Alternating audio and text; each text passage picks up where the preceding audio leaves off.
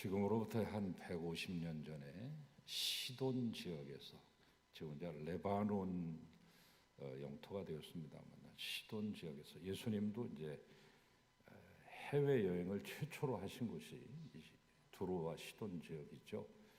성경의 베니게 또는 페니키아로 알려져 있는 지역이 되겠습니다.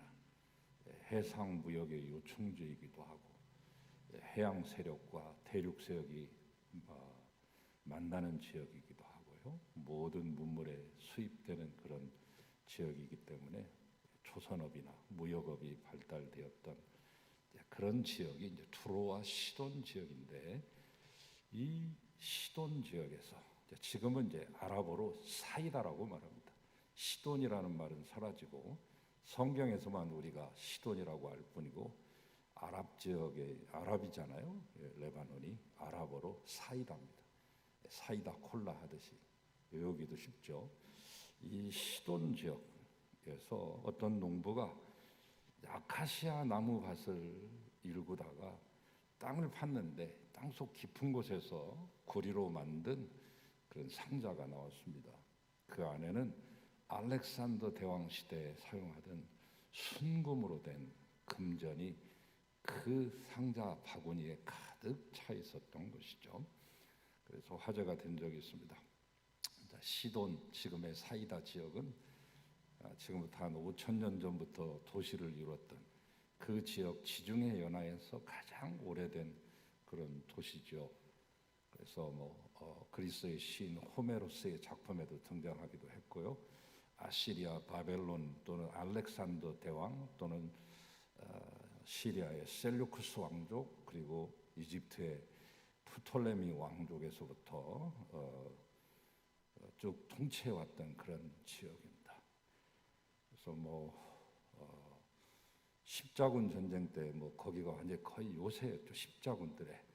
그리고 그 뒤에 몽골군도 쳐들어왔었던 곳이고, 또 터키, 오스만 제국들이 그것을 통치하기도 했었던, 그렇기 때문에 많은 전쟁을 통해서 또는 무역을 통해서 묻혀져 있었던 수많은 금은 보화들이 묻혀져 있는 곳이기도 하죠. 요즘도 가끔 그와 비슷한 일이 일어나서 횡재하는 분들이 있습니다. 앞마당이나 뒷마당을 팠는데 금은 보화가 나왔다느니 이런 분들도 있죠.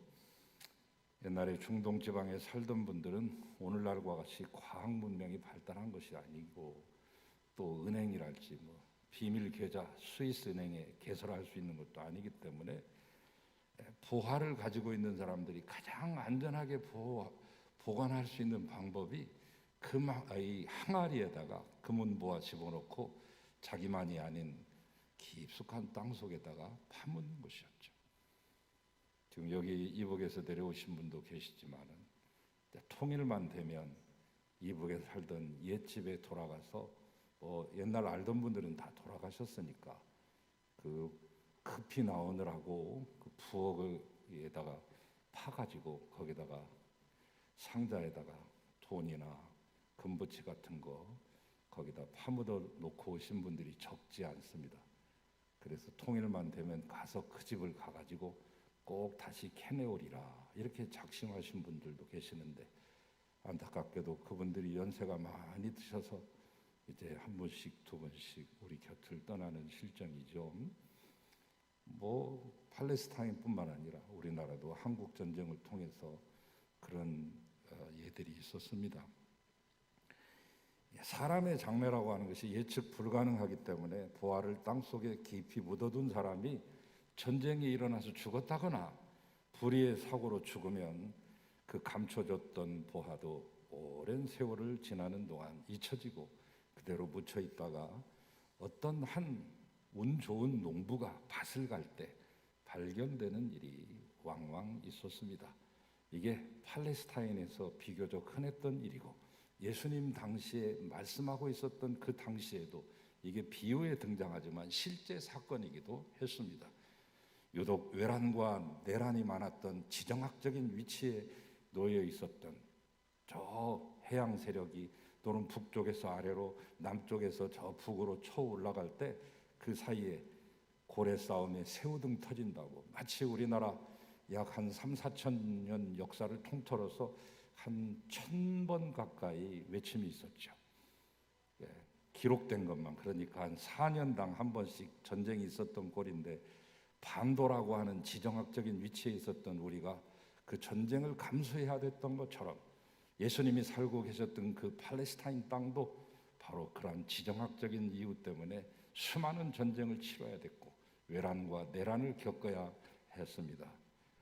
바로 그런 이유 때문에 땅속에 깊이 파묻혀진 보물들이 지금도 있습니다. 그래서 그 보물만을 찾는 것을 생업으로, 주업으로 삼는 분들이 팔레스타인 땅에 아직도 있습니다.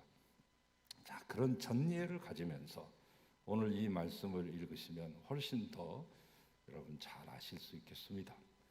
자, 마태복음 13장 1절에서 52절은 모두가 천국에 관한 비유의 말씀입니다.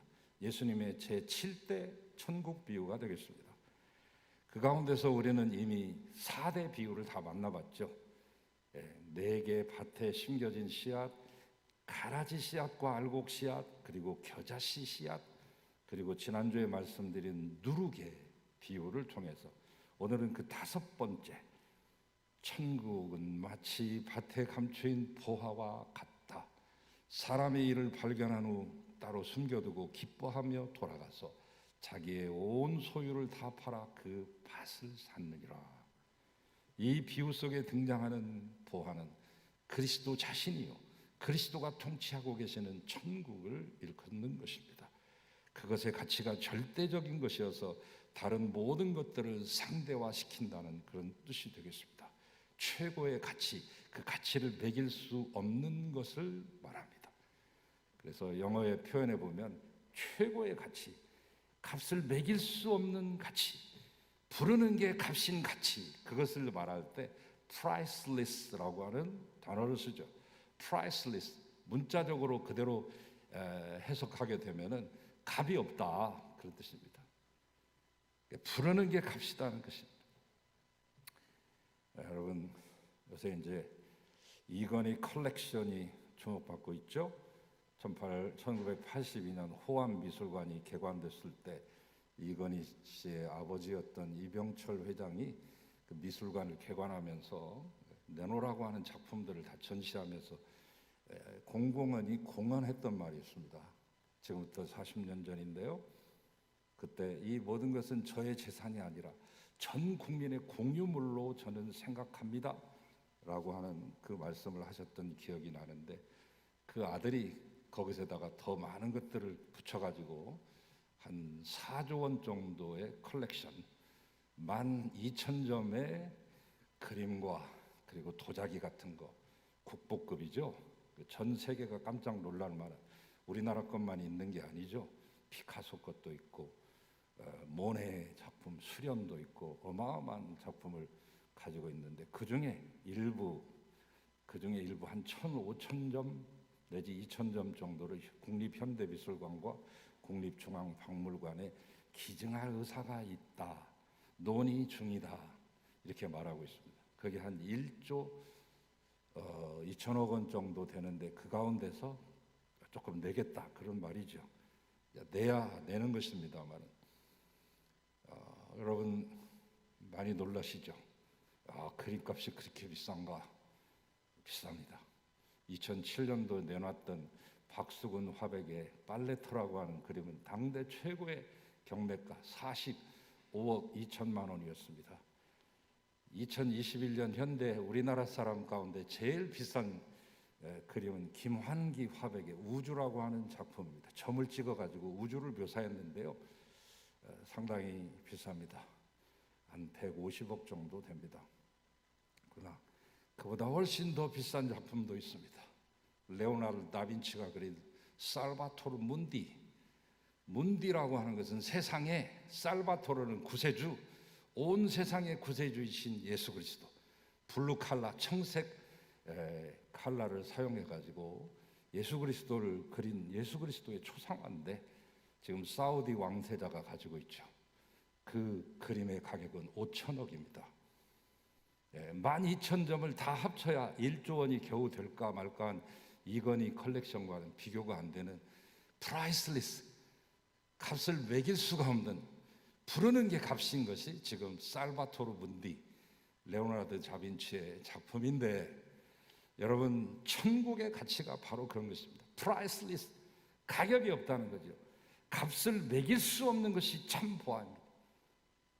그러나 여러분, 살바토르 문디는 5천억, 내년 되면 6,500억 정도 올라가겠지만 그것은 값이 매겨져 있잖아요.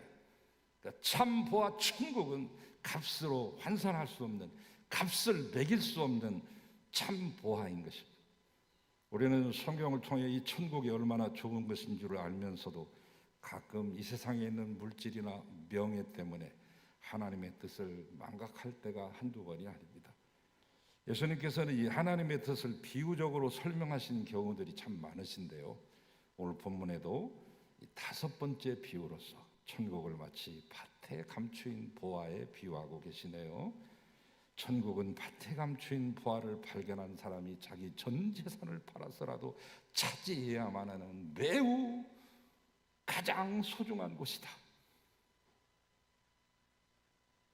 성경이 가르치는 천국은 크게 2개로 나뉘는데, 그 하나는 장차 이 세상이 마지막 날에 나타날 완전하고 실제적인 미래적인 천국이 있고, 대개의 크리스찬들은 천국을 이 정도로 이해하죠.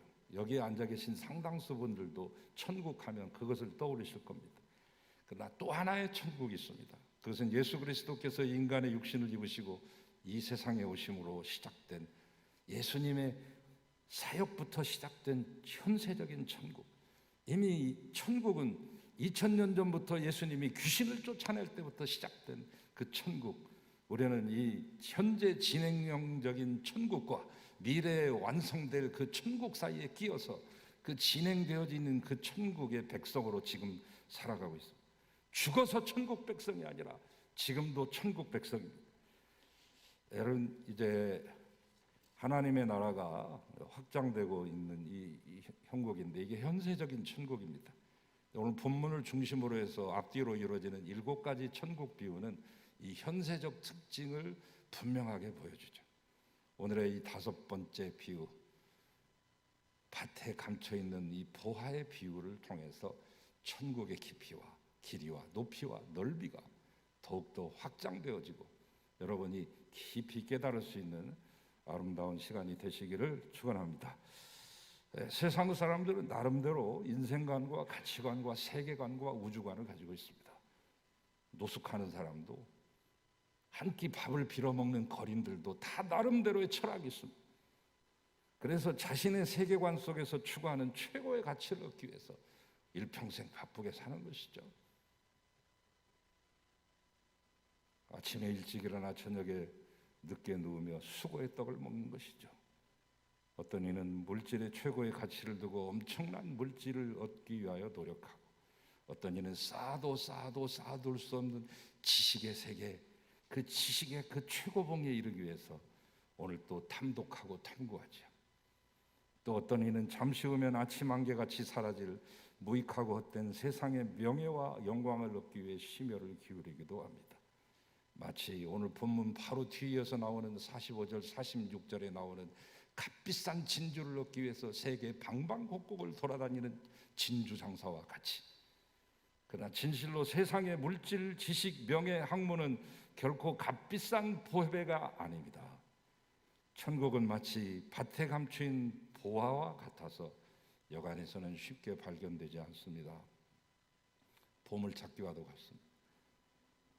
저는 일생을 살아오는 동안 보물찾기나 경품이 잘 안 되기로 유명한 사람, 여러분 가운데도 대부분이 아마 그러실 거예요. 왜냐하면 보물찾기나 경품은 숫자대로 다 준 게 아니잖아요.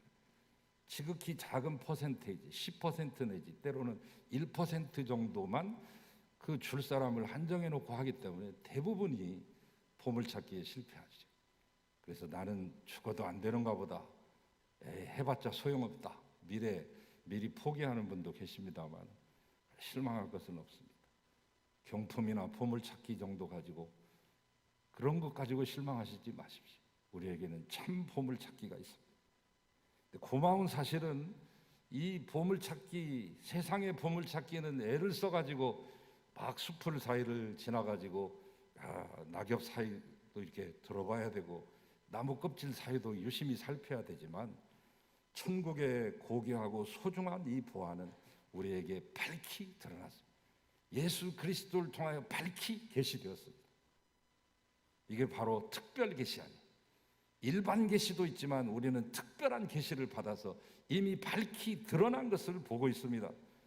천국이 세상 무엇과도 비교 없을 정도로 소중함을 안다면 자신의 모든 것을 투자하기를 꺼려서는 안 될 것입니다. 천국은 그 가치를 발견하고 이를 위해 자신의 전 생애를 온전히 투자하는 자만이 소유할 수 있기 때문입니다. 여러분, 불신자들은 이 비밀을 도저히 납득하지 못하죠. 성령께서 그 마음을 변화시키고 그 비밀을 깨우치실 때까지는 천국은 그들에게 비밀로 감춰져 있습니다. 그러나 우리에게는 이것이 드러나 있습니다. 드러나 있는 이것마저 취하지 못한다면 이처럼 억울한 일이 어디 있겠습니까? 우리는 이 감춰져 있었던 보화인 예수 그리스도를 발견하고 천국을 소유하는 여러분 되시기를 축원합니다. 또한 그 비밀을 아직 미처 알지 못하는 이들에게 나아가 증언하시고 알려주시고 선포하시기 바랍니다. 근데 이 천국을 발견하는 자에게는 기쁨이 있습니다.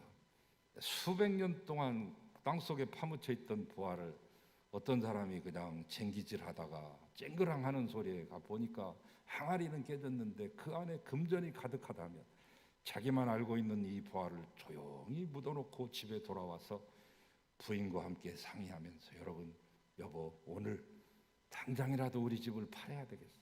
아니 무슨 소리예요? 당신이 시집 올 때 갖고 왔던 그 금가락지 있지? 내가 폐물로 줬던 거 있지? 그거 다 팝시다. 아이 무슨 소리예요? 아이 참말 말고 그럴 일이 있어. 여러분 상상해 보세요. 얼마나 좋겠어요. 감춰진 보화를 발견한 농부와 같이 우리는 예수 그리스도를 영접한 다음에 세상에서 얻지 못하는 기쁨을 가지며 살아야 됩니다. 이거 못 가지면 안 됩니다. 다 있는데 기쁨이 없으면 모두 잃은 것입니다. 기독교는 기쁨의 종교입니다. 사람들에게 꿈과 소망을 주는 참된 종교입니다. 참 보화 되신 예수 그리스도를 보신 성도들은 세상이 아무리 어지럽고 불안해도 항상 기뻐하며 세상을 밝게 볼 수 있어야 됩니다. 왜? 길이요 진리요 생명이신 예수 그리스도의 큰 가치를 발견한 사람들이기 때문에. 여러분, 우리가 처음 예수님 주님으로 맞아들이고 나서 얼마나 기뻤고 얼마나 열심을 다했습니까? 하나님은 여러분이 진리 안에서 지금도 그 기쁨을 마음껏 누리기를 원하십니다. 구원의 기쁨이 있다는 것은 현실에서 아무런 문제가 없다는 것이 아니라 지금 우리 앞에 놓여진 문제가 어떤 것이든 상관없이 주님이 함께 하시는 동행의 삶을 경험하는 기쁨이 충만하다는 것이죠. 무신론 철학자 또는 사신 철학자, 신은 죽었다, 우리가 신을 죽였다라고 하는 글을 쓰기도 했던 프리드리히 니체는 놀랍게도 이 기독교 배경, 독실한 기독교 배경에서 탄생한 사람입니다. 아버지가 목사 아니에요. 어머니도 목사의 딸 아니에요. 목사인 아버지와 목사의 딸인 어머니 사이에서 나온 이 니체는 얼마나 교육을 혹독하게 엄격하게 받았겠습니까? 기독교 교육을. 그 가운데서도 참다가 참지 못하는 것 하나를 발견하고 그는 튕겨져 나갑니다. 그가 쓴 글 가운데 이런 말이 있습니다. 내가 예수를 믿을 필요성을 느끼지 않는 이유는 그들의 생활 속에서 기쁨을 찾아내지 못했기 때문이다. 똑같은 루터교 교회 목사의 아들이었던 알버트 슈바이처는 아프리카 원시림 랑바렌에 가서 수많은 사람들을 진료해주고 복음을 증거했던 철학자요, 신학자요, 당대 최고의 음악자요, 그리고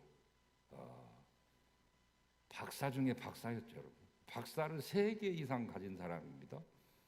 그 전문 분야에 있어서 그냥 대충 한 사람이 아니라 전문 분야에 모두 최고입니다. 철학, 신학, 법학, 음악 모두 음악은 바하의 음악을 통달해서 그 파이프 오르간 연주 실력은 당대 유럽 최고였습니다. 이런 모든 것들을 다 배설물로 여기고 아프리카에 가서 이제 복음을 전하고 있던 그가, 그 당시에 크리스찬, 지금부터 한 5, 60년 전이에요. 그 당시에 크리스찬들을 이렇게 비유했습니다. 이 아프리카에는 강이 많다. 그러나 물 없는 강이 많다. 모래 언덕 사이로 겨우 명맥을 유지하며 흘러가는 강물을 보고 있노라면 강이라는 이름을 붙이기도 민망할 만큼 초라하고 비참하다. 오늘날 크리스찬도 물 없는 강처럼 억지로 흘러가는 신앙생활, 메마른 정신, 형식과 전통만 겨우 유지하는 교회를 많이 본다. 여러분, 성도들이 그리스도가 부활하는 사실을 망각하고 있으면 기쁨은 사라지고 세상의 손가락질을 받게 됩니다. 여러분, 이 시간에 인생의 참 진리와 생명 진리 되시는 예수 그리스도와 참 부활신 천국을 분명히 찾아내어 기쁨을 소유하시는 여러분 되시길 축원합니다. 로마서 14장 7절 말씀, 하나님의 나라의 한 일면을 보여주는 말이 있어요. 하나님의 나라는 먹고 마시는 것이 아니라 오직 그의 나라는 의와 평강과 희락이니라. 우리 마음에 천국이 임하면 샘솟는 기쁨이 솟아납니다. 그 기쁨은 누구도 뺏을 수 없습니다. 이것이 진짜 기쁨이요, 이것이 참 보아인 것입니다. 자, 이제 그 농부는 밭에 감추인 보화를 발견하고 얼른 흙으로 덮어놓고 기뻐하는 것으로 만족하지 않고 이 보화를 자기 것으로 얻기 위해 모든 소유를 판다고 했습니다. 여러분 아셔야 될 거, 그 당시 예수님 당시의 농부들은 다 소장농이에요. 분홍은 한두 명 있는 것이고 한 마을에 다 그 양반 그 땅에 소작 붙여 먹는 거예요. 싹군 목자라는 게 특별히 있는 게 아니라 다 싹군 목자예요. 들판에 양치던 목자들, 하늘의 별을 보고 막 음성을 들었던, 예수님을 경배했던 그 들판의 목자들도 다 싹군이에요. 어떻게 양 한 마리 두 마리 갖기도 어려운데 수백 마리 양을 자기가 가질 수 있겠어요? 오직 그 마을에 한두 명의 부자만이 그것을 가지고 있을 뿐 나머지 모든 사람들은, 마을 사람들은 다 싹군 목자입니다. 농부도 말이 농부지 소장 농부예요. 싹군 농부예요.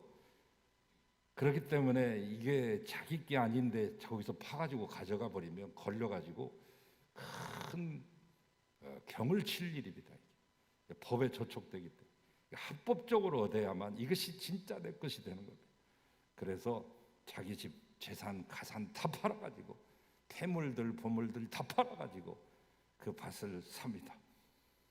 마찬가지로 우리도 감춰진 보화와 같은 천국을 얻어내기 위해, 소유하기 위해 자신의 모든 소유를 사용하여 천국을 차지해야 됩니다. 이 일은 즐거운 일입니다. 왜냐하면 엄청난 보화를 얻기 위해 지극히 작은 재물을 희생하는 것이기 때문에. 얼마 전 한 얘기를 들었습니다. 이게 복권도 여러 가지가 있는데 이게 즉석에서 긁는 복권 있잖아요. 5억 원짜리 동전으로 긁어가지고 대부분 다 꽝이겠지만, 그래서 한 사람이 큰 마음을 먹고 친구한테 급전을 땡겨가지고 150만 원 좀 빌려주라. 그래서 150만 원어치를 사가지고 계속 긁은 겁니다. 하루 종일 긁었겠죠. 마침내 거의 다 끝나갈 무렵에 5억짜리가 하나 나왔습니다. 그래서 그는 4억 9,850만 원을 획득하고 150만 원을 친구에게 갚았다는 얘기를 들었습니다만 얼마나 기뻤겠습니까? 소액을 투자하고 거액을 얻었으니까. 그러나 천국은 그것과는 비교할 수 없는 가치 아니겠습니까?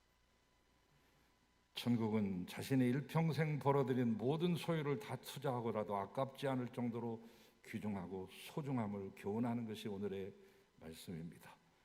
사실 보물의 가치를 아는 자는 자신의 모든 것을 투자해서라도 그 보물을 가지려고 하잖아요. 하다못해 우표 수집을 할 때도 시리즈로 이것이 딱 아구가 맞지 않으면 그거 맞추기 위해서 얼마나 했습니까? 우표가 시들해지니까 주화로 옮겨가더니 주화가 시들해지니까 희귀 카드로 옮겨가면서 컬렉션하는 마니아들이 엄청나게 많습니다. 요즘 피규어 인형들이죠. 만화 영화에 등장하는 그 인형들 캐릭터들을 모으는 것도 대단한 열풍을 가지고 있고 그거 하나에 수백만 원, 수천만 원을 호가하는 것도 있습니다. 그 모든 것들 시리즈를 구비하기 위해서 마블 시리즈, DC 시리즈 이런 거 구비하기 위해서 미국까지 건너갑니다.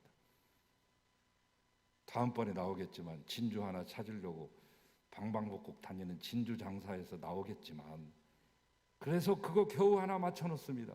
1998년도 게 없으니까 97년도, 99년도는 있는데 98년도 거 하나 카드 만들려고 맞춰 놓으려고 러시아도 갑니다. 비행기 값이 더 많이 들잖아요.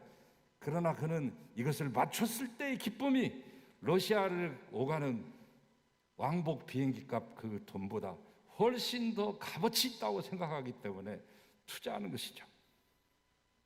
천국은 그것과 비교할 수 없는 것 아니겠습니까? 사도 바울은 이 천국의 영화로움이 세상의 그 무엇과도 비교 없을 정도로 소중하고 고귀한 것을 깨닫고 그의 모든 것을 버립니다.